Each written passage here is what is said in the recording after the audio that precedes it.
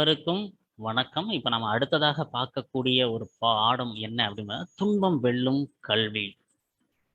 அது என்ன துன்பம் வெல்லும் கல்வி அப்படின்னு பார்த்துக்கிட்டிங்கன்னா, நமக்கு இருக்கக்கூடிய துன்பத்தை எல்லாமே ஒரே ஒரு விஷயத்தால தான் வெல்ல முடியும். அது கல்வி மட்டும் தான். கல்விக்கு அழகே அழகு என்பர் பெரியவர். கற்றபடி நிற்பதே அந்த அழகை பெறுவதற்கான வழி. கல்விக்கு அழகே அழகு. என்னாதான் நீங்க படிச்சிருந்தாலுமே, நம்ம படிச்சதுக்கு தக்கவாறு அதன்படி நம்ம நடக்கிறது தான் நமக்கு சிறந்த ஒரு அழகை தரக்கூடியது. கல்வி அறிவை வளர்ப்பதோடு பண்படுத்தவும் செய்யும். நமக்கு அறிவை மட்டும் வளர்க்காமல், நமக்கு அறிவை மட்டும் வளர்த்து விடாமல், நம்மை பண்படுத்த செய்யக்கூடிய ஒரு தன்மை கல்விக்கு இருக்கிறது. எவ்வளவுதான் கற்றிருந்தாலும் பண்பாடு இல்லாவிட்டால் அந்த கல்வி பயனற்று போகும். எவ்வளவு ஒரு அருமையான ஒரு விஷயத்த சொல்றாங்க பாருங்க. நீ 1000 தான் படிச்சிருந்தாலும், அந்த படிச்சதுக்கு தகுந்தவாறு நீ நடக்கவில்லை என்றால், நீ படிச்சதுக்கே அர்த்தம் இல்ல அப்படின்னு சொல்றாங்க. பண்பட்ட மனிதரின் புகழ் பல்லாண்டு நிலைத்திருக்கும். யாரு ஒருவனுடைய வாழ்க்கை பண்பட்டிருக்கோ, அவனுடைய புகழ் தான் பார்த்தீங்கன்னா, பல்லாண்டு, பல வருஷங்கள் நிலைத்திருக்கும். இப்ப அதனை சார்ந்த ஒரு பாடல தான் இப்ப நம்ம பார்க்க போறோம். ஏட்டில் படித்ததோடு இருந்து விடாதே, நீ ஏன் படித்தோம் என்பதை மறந்து விடாதே. நாட்டின் நெறி தவறி நடந்து விடாதே, நம் நல்லவர்கள் தூற்றும்படி வாழ்ந்து விடாதே. மூத்தோர் சொல் வார்த்தைகளை மீறக்கூடாது, பண்பு முறைகளில் மொழிதனிலும் மாறக்கூடாது.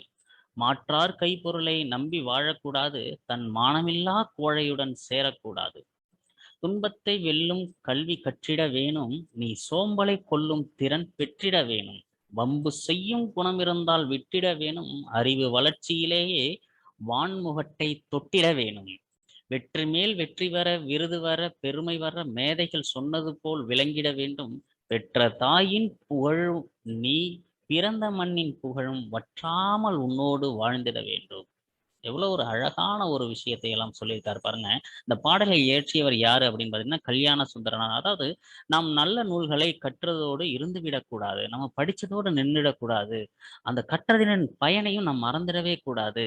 கட் அந்த அந்த கல்வியானது நமக்கு என்ன சொல்லிக் கொடுக்குதோ, அதனுடைய பயனை நாம மறந்துடக்கூடாது.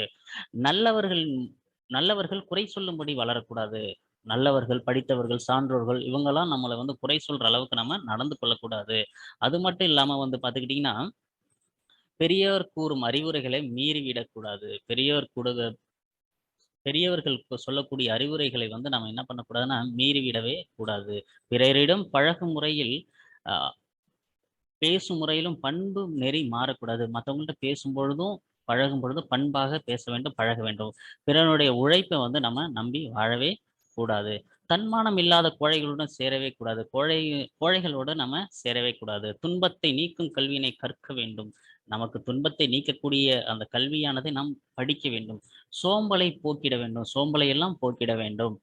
அதுக்கப்புறம் பார்த்தீங்கன்னா, பிறருடன் வம்பு செய்யும் வழக்கம் இருந்தால், அதாவது மத்தவங்களோட வம்பு செய்யக்கூடிய வழக்கம் இருந்தால், என்ன பண்ணணும் அப்படின்னா, அதனை விட்டுவிட வேண்டும். வானை தொடும் அளவுக்கு அறிவை வளர்த்துக் கொள்ள வேண்டும். அதாவது வானத்தை தொடக்கூடிய அளவிற்கு நம்மளுடைய அறிவையும் கற்று வளர்த்துக் கொள்ள வேண்டும். மேலான அறிஞர்கள் கூறிய அறிவுரைகளின்படி வாழ வேண்டும். நம்ம அறிஞர்கள், பெரியவர்கள், சான்றோர்கள் சொல்லக்கூடிய அறிவுரைகளின்படி நம்ம வாழ வேண்டும். அதன் மூலம் வெற்றிகளையும், விருதுகளையும் நம்ம பெற வேண்டும். அதனையெல்லாம் அதன்படி வாழ்ந்து, அதனால கிடைக்கக்கூடிய வெற்றியும், அறிவையும் பெற வேண்டும். பெற்ற தாயின் புகழும், தாய் நாட்டின் புகழையும் அழியாத வகையில் வாழ வேண்டும்.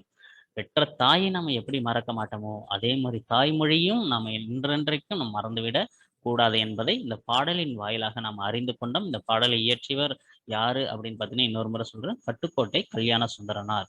மீண்டும் நம்ம அடுத்த வகுப்பில் சந்திக்கலாம். நன்றி, வணக்கம்.